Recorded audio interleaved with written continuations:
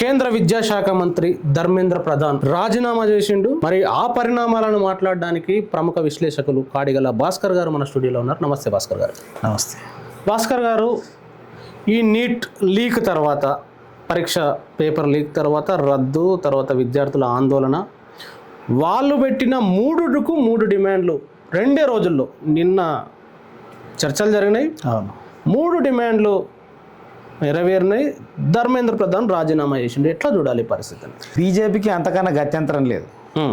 ధర్మేంద్ర ప్రధాన్ రాజీనామాక చెయ్యకుండా ఉండే పరిస్థితి బీజేపీకి లేదు. ఇన్ కేస్ ధర్మేంద్ర ప్రధాన్ రాజీనామాని గనక వాళ్ళ బీజేపీ కనుక ముందుకు వచ్చి చేయించకపోయి ఉంటే ఈ డిమాండ్ నరేంద్ర మోడీ రాజీనామా చేయాల వైపు మళ్తుంది.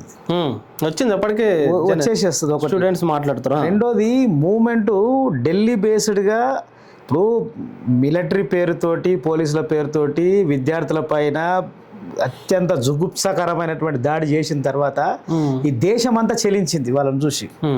ముఖ్యంగా ఆడపిల్లల విషయంలో పోలీసులు వ్యవహరించినటువంటి నీచమైన పద్ధతులు ఏవైతున్నాయో, వాళ్ళు పోలీసులో తెలియదు, గుండాలో తెలియదు, బ్యాడ్జీలు కూడా కార్యకర్తలో తెలియదు, ఎవడో తెలియదు. కానీ వాళ్ళు ఆడపిల్లలతోటి విద్యార్థులతోటి వ్యవహరించినటువంటి ఒక జుగుప్సకరమైనటువంటిది ఏదైతుందో ఈ దేశాన్ని కదిలించింది అది. రెండోది ఏంటంటే, చాలా మంది ఏమనుకుంటారంటే హిందువులందరూ బీజేపీ భావజాలంతో ఉంటారని చెప్పేసి బీజేపీ అనుకుంటుంది. హిందువులు చేసుకునేటువంటి పండుగలు, హిందువుల యొక్క భక్తిని, హిందువుల యొక్క దేవుళ్ళని వాళ్ళు చేసుకుంటుంటే వీళ్ళు పోయి ముందర జెండా పెట్టుకొని వీళ్ళంతా మా వాళ్ళని చూపించుకుంటారు బీజేపీ. ఒరిజినల్గా హిందువులు ఎవరు కూడా ద్వేషాన్ని నింపరు. కనుక ఈరోజు తిట్టేటువంటి వాళ్ళు, ట్రోల్ బ్యాచ్లు, వీళ్ళందరూ ఆర్ఎస్ఎస్ కనసన్నాలలో ఒక పెయిడ్ ట్రోల్స్ వాళ్ళంతా. ఒరిజినల్గా హిందువులు అట్లా ఏం ఉండరు. కనుక ఇన్ని రోజులు బీజేపీ ఏదైతే ఒక నెరేటివ్ను దేశంలో సృష్టించిందో, హిందువులందరికీ మేము ప్రతినిధులం అన్నటువంటి నెరేటివ్, ఆ నెరేటివ్ను పటాపంచలు చేసింది కాక్రోచ్ జనతా పార్టీ. ఎట్లా అంటారు మీరు? అంటే ఇప్పుడు వాళ్ళకు సంబంధించి ధర్మేంద్ర ప్రధాన్ 2 పేజీల రాజీనామా చూసినప్పుడు కూడా అవును, దాంట్లో క్లియర్గా విద్యార్థుల భవిష్యత్తు కోసం చేస్తున్నాను ఒక పాయింట్ మాట్లాడిండు. అవును. రెండోది, ప్రతిపక్షాలు ఆక్యుపై చేస్తున్నాయి, ఇంకోటి అన్వాంటెడ్ శక్తులు ఆక్యుపై చేస్తున్నాయి కాబట్టి నేను రాజీనామా చేస్తున్నా అని ఆయన రాజీనామా పత్రం పెట్టిండు. అంటే దాంట్లో వ్యాలిడిటీ లేదంటారా ఆయన పెట్టిన రాజీనామా పత్రంలో? ఇప్పుడు రాజీనామా పత్రం ధర్మేంద్ర ప్రధాన్ పెట్టినప్పటికీ దాన్ని రాపించేదంతా సెంట్రల్ గవర్నమెంట్ చేయిస్తుంది కదా. ఇప్పుడు ఏదో కారణం చూపించాలి కదా. కారణం వాళ్ళు చెప్పినటువంటి ఏంటి, విద్యార్థుల భవిష్యత్తును దృష్టిలో పెట్టుకొని చేసి, మరి అదే విద్యార్థుల భవిష్యత్తు ఉద్యమం ప్రారంభం నుంచి ఎందుకు రాలేదు? దేశం అంతటా రాజీనామా చేయాలనే డిమాండ్ ముందరకు వచ్చింది కనుక పలాని వల్ల నేను చేస్తున్నా అని చెప్పుకోవాలి ఎవరైనా సరే, అది తప్పది. కనుక ఆయన దానికి లోబడి చేసిండు. ఇక విదేశీ శక్తులన్నీ కూడా ఇంట్లో జ్వరపడుతున్నాయి అనేటువంటి మాట వాళ్ళకి ఇప్పుడు కాదు, అసలు వాళ్ళకు మొదటి నుంచి వాళ్ళ ప్రాపగండనే అది. ఎవడు తమకు వ్యతిరేకంగా ఎవడన్నా మాట్లాడిన అనుకో, ఇటు విదేశీయుడు అని చెప్పి ముద్రేసేస్తాడు. ఈవెన్ రాముడు వచ్చారా మీరు తప్పు చేస్తున్నారంటే రాముని మీద కూడా దేశద్రోహి అనేటువంటి ముద్రేస్తారు వాళ్ళు, దేవుళ్ళ మీద కూడా వేస్తారు వాళ్ళు. అంటే ఇదే ప్రశ్న ఇప్పుడు వస్తుంది. నిన్నటి వరకు ఇదే విద్యార్థులు ఖలిస్తానీలు అన్నారు, పాకిస్తానీ సపోర్టర్లు అన్నారు, దేశద్రోహులు అన్నారు, అర్బన్ నక్సలైట్లు అన్నారు. మరి వాళ్ళు కోరిన 3 డిమాండ్లను వీళ్ళు యాక్సెప్ట్ చేసిర్రు. ఈరోజు రాజీనామా కూడా జరిగింది. దాన్ని ఎట్లా చూడాలి? ఇప్పుడు వాళ్ళు విదేశీ సహాయ సహకారాలతో నడుస్తున్నాయి అనేటువంటిది ఈ నరేషన్ ఏదైతే ఉందో, వాళ్ళు ఇప్పుడు కొత్తగా తీసుకొచ్చిన నరేషన్ ఏం కాదు అది. అంటే బీజేపీ వ్యతిరేకులు అందరూ దేశ వ్యతిరేకులు, నరేంద్ర మోడీని వ్యతిరేకిస్తే దేశాన్ని వ్యతిరేకించినట్టే, ఆర్ఎస్ఎస్ను వ్యతిరేకిస్తే దేశాన్ని హిందువులను వ్యతిరేకించినట్టే అని ఒక రాంగ్ నెరేషన్ని వాళ్ళు ఏనాటి నుంచో నడుపుతున్నారు.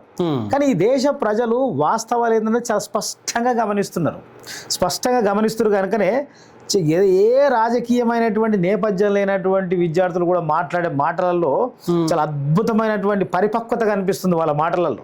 ఇప్పుడు మాకు అన్యాయం జరిగింది, ఇది జరగకూడదు అని చెప్పేసి మాట్లాడుతారు. ఇప్పుడు ఈ రోజు పొద్దున నిన్న బండి సంజయ్ మాట్లాడింది, ఆయన ఇంకెవరు రఘునందన్ రావు, వాళ్ళు ఏం మాట్లాడుతారు, నీట్ పరీక్ష రాయనటువంటి వాళ్ళందరూ వచ్చి వ్యతిరేకులు, దేశ వ్యతిరేకులు అందరూ వచ్చి ఈ ఎవరో వేరే దేశస్తులు ప్రోత్సహిస్తే ఇవన్నీ చేస్తున్నారు అని చెప్పేసేటువంటి మాటలు మాట్లాడుతున్నారు కదా. అంటే మరి ఈ దేశద్రోహుల దగ్గరికి, విదేశ ఏజెంట్ల దగ్గరికి పోయి నరేంద్ర మోడీ గారు వాళ్ళని ఉద్దేశించి ఎందుకు మాట్లాడిండు? ఇప్పుడు నరేంద్ర మోడీ గారిని వీళ్ళు వ్యతిరేకిస్తున్నట్ట. నరేంద్ర మోడీ గారు ఏమన్నారు, ఆయన రీల్ రిలీజ్ చేసిండు, అవును. అది చాలా పెద్ద సమస్య అనేటువంటి గంభీరమైన సమస్య అని వారే చెప్పారు. మరి ఆయన ఒకటి మాట్లాడితే వీళ్ళు కింద ఎందుకు మాట్లాడుతారు అంటే, అదే కింద నరేషన్ ఏందనంటే వీళ్ళను ఈ వ్యవస్థలు వీళ్ళందరూ చీడపురుగులు అనేటువంటి నరేషన్ వాళ్ళు చేస్తుంటారు. పైనుంచి ప్రభుత్వం నడిపేటువంటి క్రమంలో ఇక ఇది జరగకుండా ఉంటే తప్పని పరిస్థితి ఏర్పడ్డది బీజేపీకి. తప్పనిగా ఒకవేళ ఆయనను గనక ఇప్పుడు విద్యార్థులకు సపోర్టుగా పంజాబీలు దిగుతున్నారు. నిన్న కలకత్తాలో పెద్ద ఎత్తున ఉద్యమం నిన్న జరిగింది. మొన్న బీహార్లో జరిగినటువంటి ప్రొటెస్ట్ ఎట్లా మారిందో చూసినాం. ఇది అన్ని రాష్ట్రాల్లో జరిగింది, అన్ని రాష్ట్రాలకు వెళ్ళిపోయింది, ఇది అన్ని రాష్ట్రాలకు వెళ్ళిపోయింది. దీని వల్ల ఏమైందనంటే ఆర్ఎస్ఎస్ ఇంతకాలం జాగ్రత్తగా బిల్డ్ చేసుకొస్తున్నటువంటి నరేషన్ అంతా ఒక్కసారిగా కుప్పకూలినట్టు అయింది. చాలా తీవ్రమైనటువంటి భయానికి గురైంది. ఎందుకంటే ఒక అమ్మాయి మాట్లాడింది, నాకు ఓటు వస్తే నేను బీజేపీకి మాత్రం ఓటు వేయనని చెప్పి మాట్లాడింది అమ్మాయి. ఇంకొకటి ఏమన్నాడు, నేను ఈ వేలుతోటే బీజేపీకి ఓటు వేసిన, ఈ వేలుని వలగొట్టిరని చెప్పేసి ఇంకొక మాట్లాడు.